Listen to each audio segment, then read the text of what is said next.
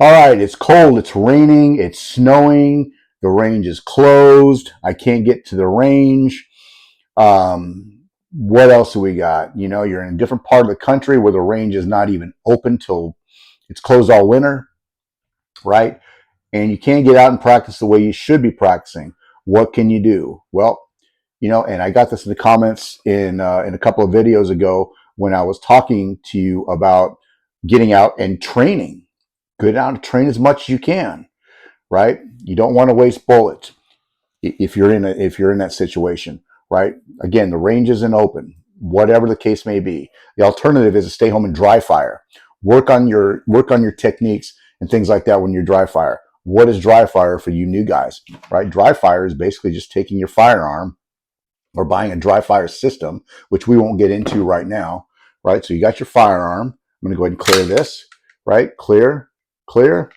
Okay, and all dry fire is getting into your front sights and working on your trigger pull into your front sight.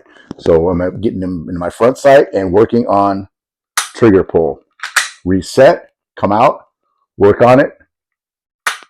And you want to work on that trigger pull. What you shouldn't be doing, right, is you shouldn't be slapping that trigger. Take it off, slap it. That's not what you do.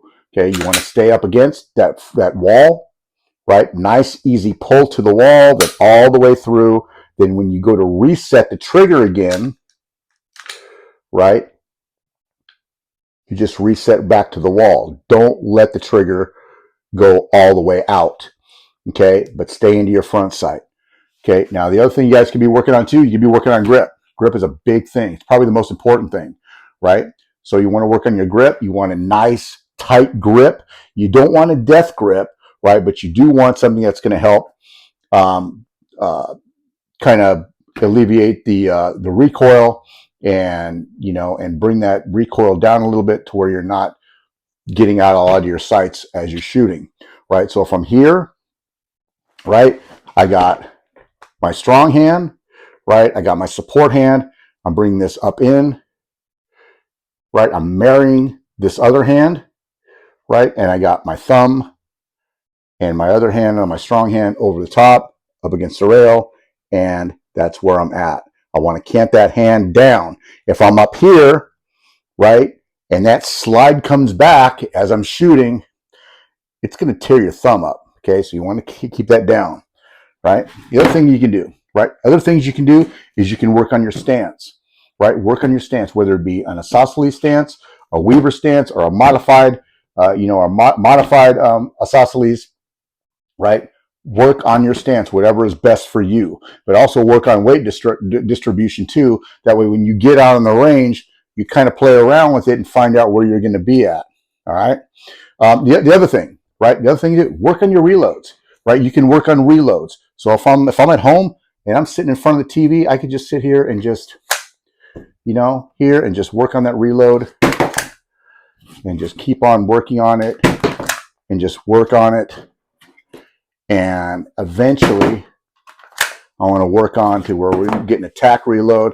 Tactical reload is basically just taking your two fingers here, taking another magazine out and replacing it here, and then back wherever it is on the table, on the in your pocket or whatever. Right? Do these standing up. Okay, I'm just sitting down right now. I'm just trying to tell you what you can do and what you should be doing as when you're at home and you're not doing really anything.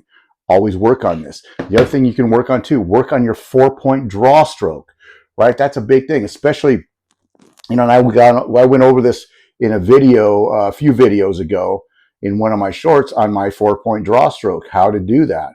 Work on that because that's important as well. That's really important, especially if you're going to be carrying every day. All right.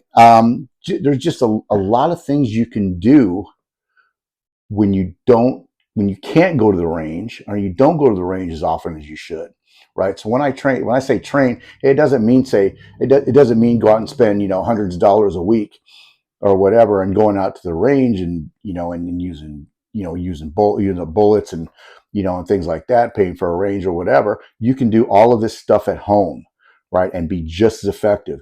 That way, when you finally do go back out to the range, take what you've been practicing, right, and then apply it to the range. It's the same thing as when I was a football coach, right? What do we practice for? What do we practice for? Right? We practice hard to go ahead and take it out to the range and see how we're going to do out on the field. Same thing, right? Practice at home, take it to the range. All right. If you guys have any questions, hit me up. Do me a favor. Hit the like button, hit the subscribe button. That way we can go ahead and keep the algorithms going. I would really appreciate it. All right. Talk to you guys soon.